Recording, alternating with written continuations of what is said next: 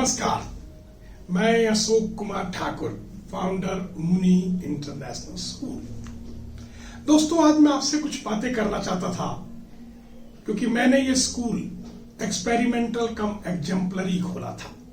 मैं अक्सर आपको बातें करता हूं कि एक्सपेरिमेंटल कम एग्जाम्पलरी है, तो आप सोचते होंगे ये एक्सपेरिमेंटल किस अर्थ में है।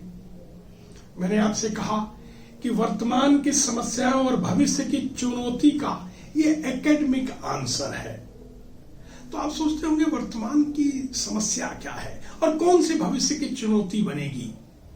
दोस्तों, अब इस स्कूल की रेलिवेंसी आपको समझ आएगी कि वर्तमान की समस्या संबंधों का अभाव है, अनुशासन का अभाव है, सीखने और कुछ करने की इन सब क्वालिटीज का अभाव है, पूरे समाज को समग्रता से देखने की क्षमता का अभाव है। जो अभी तो ये अभाव दिखाई दे रहा है, छोटी समस्या दिखाई दे रही है, परंतु दोस्तों निकट भविष्य में यही चुनौती बनेगी जिसको हर आदमी को इसको देखना पड़ेगा। स्वस्थ शरीर का ना होना यह वर्तमान की छोटी सी समस्या है जिसको आज हम छोटी मोटी दवाई या छोटे मोटे मेडिसिन और इलाज से हम ठीक कर रहे हैं। मैं आपको बता रहा हूं, निकट भविष्य में बच्चा कुशल और ठीक पैदा हो, ये भी एक चुनौती के रूप में खड़ा होगा। जिसके बाद होगा क्या कि जनरेशन में डिक्लाइन शुरू हो जाता है, क्योंकि स्वस्थ बच्चा नहीं होगा तो वो अस्वस्थ बच्चा सभी लोगों के लिए एक समस्या के रूप में दिखता है। और मैं नहीं जानता कि मेरा बच्चा कैसा होगा, तो ये जनरेशन का डिक्लाइन शुरू हो जाता है। क्योंकि एक बच्चे को पाल के पैदा करके बड़ा करना और उसके बाद उस बच्चे के अंदर मेरे प्रति संबंध ना होना, मेरे और समाज के प्रति जिम्मेदारी ना होना, सोशल इंटेलिजेंस का ना होना, ये सब समस्याएं देखते हुए आज कपल बच्चों को संतान की उत्पत्ति में बहुत निराशाजनक व्यवहार करते हैं। दोस्तों, यही वर्तमान की कुछ समस्याओं की तरफ मैं आपका ध्यान दिला रहा हूं जो भविष्य में चुनौतियां बनेंगी, और इसी के लिए मुनि इंटरनेशनल स्कूल का जन्म हुआ था। मैंने आपसे कहा था कई वीडियो में कि आज आपको मुनि इंटरनेशनल स्कूल का दर्शन एक छोटे रूप में दिखाई दे रहा होगा। यकीन मानिए, कल मुनि इंटरनेशनल स्कूल से जुड़ना और उसकी बातों को समझने के लिए आपकी प्राथमिकता नहीं, आपकी डायर नीड होगी, आपकी सबसे बड़ी जरूरत होगी, जिसे आप कहेंगे यदि आपको बचना है तो मुनि स्कूल जो प्रिंसिपल पे काम कर रहा है, जो चीजों को सीडिंग कर रहा है, उसकी जरूरत बनेगी। मैं आपसे अक्सर कहता हूं कि together we can be said of each other. हम एक दूसरे के लिए कवर बन सकते हैं, हम एक दूसरे के लिए सहयोगी बन सकते हैं।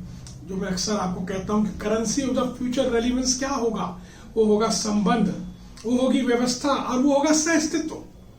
आप भविष्य में हमारा आपके बीच में संबंध कैसा है, ये संबंध सिर्फ स्कूल और बच्चों और इनमें नहीं है, व्यक्ति से व्यक्ति के बीच में संबंध कैसा है, व्यक्ति का समाज के साथ संबंध कैसा है, समाज का राष्ट्र के साथ संबंध कैसा है, राष्ट्र का अंतरराष्ट्र के साथ संबंध कैसा है, और उस संबंध में व्यवस्था क्या है।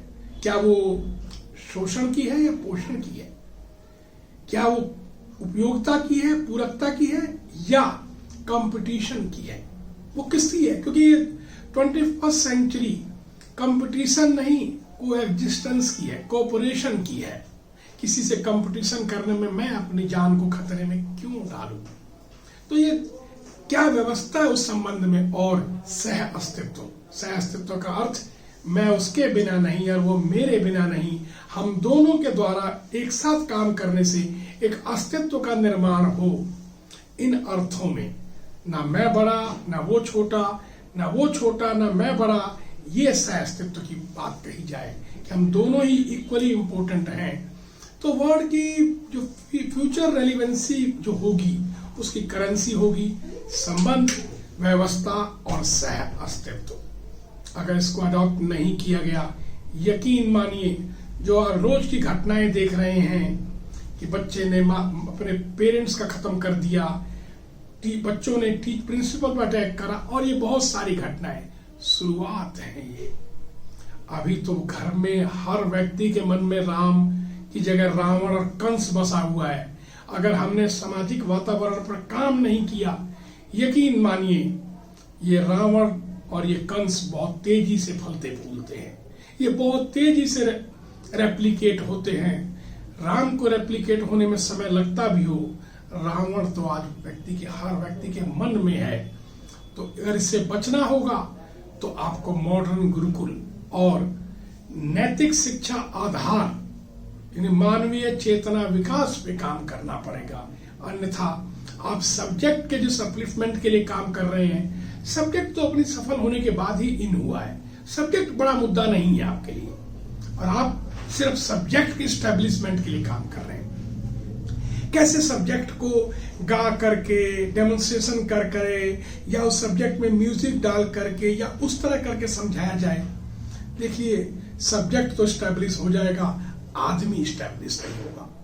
और यदि आदमी स्टैब्लिश नहीं हुआ, यकीन मानिए ये सब्जेक्ट और ये आपकी सारी मास्टरी, ये आप इस वर्तमान को और इस पृथ्वी को खाने में काम आएगी।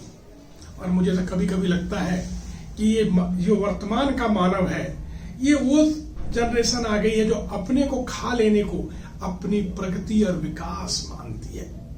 दोस्तों, वक्त आ गया। सब्जेक्ट जरूरी है, स्किल जरूरी है, परंतु स्किल के साथ सही आदमी का बनना भी जरूरी है। मेरा इतना ही कहना है कि व्यक्ति के निर्माण में काम करें। और सच मानिए, मैथमेटिक्स से व्यक्ति का निर्माण नहीं होगा, क्योंकि ना तो मैथमेटिक्स का एडिशन उसकी हैप्पीनेस को बढ़ा सकता है और ना ही सब्ट्रैक्शन उसके दुखों को कम कर सकता है। चाहे आप कुछ भी पढ़ें, मैं तो कई बार सुनता हूं कि लोग कहते हैं कि रामायण काल में भी रावण भी विद्वान था। दोस्तों, इस परंपरा को बंद करें। यदि किसी काल में विद्वान रावण था तो बहुत दुख की बात है कि विद्वान भी रावण था।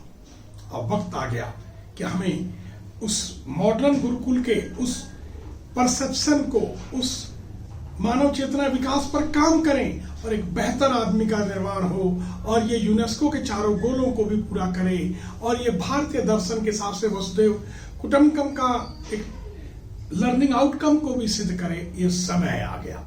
यदि ये नहीं हुआ तो आपको सच में मंगल ग्रह पे जाना पड़ेगा या चांद पे जाना पड़ेगा, और उसको भी आप पृथ्वी से भी 1/4 हिस्से में खत्म कर देंगे। इसीलिए आपके सामने एक ही चारा है, मॉडर्न गुरुकुल की स्थापना करें। वो गुरुकुल जो समयानुकूल हो, युगानुकूल हो, और हमारे बच्चे अगर नैतिक शिक्षा से, अगर स्पिरिचुअलिज्म में ऊपर हैं, तो वो स्किल में भी ऊपर हों। इसीलिए मुनि स्कूल की स्थापना करी गई थी, इसीलिए मुनि स्कूल में सारा सिलेबस ऐसा डिजाइन किया गया था। तो मैं इतना ही कह करके आपसे रिक्वेस्ट करता हूं कि अपने स्कूलों को, अपनी संस्थाओं को, अपने परिवारों को, इन सब को इस संस्कार से, इस मॉडर्न गुरुकुल की वास्तविकता से परिचय कराएं, क्योंकि यही वास्तविकता है और यही आपके और हम सबके बचे रहने का वजह बने।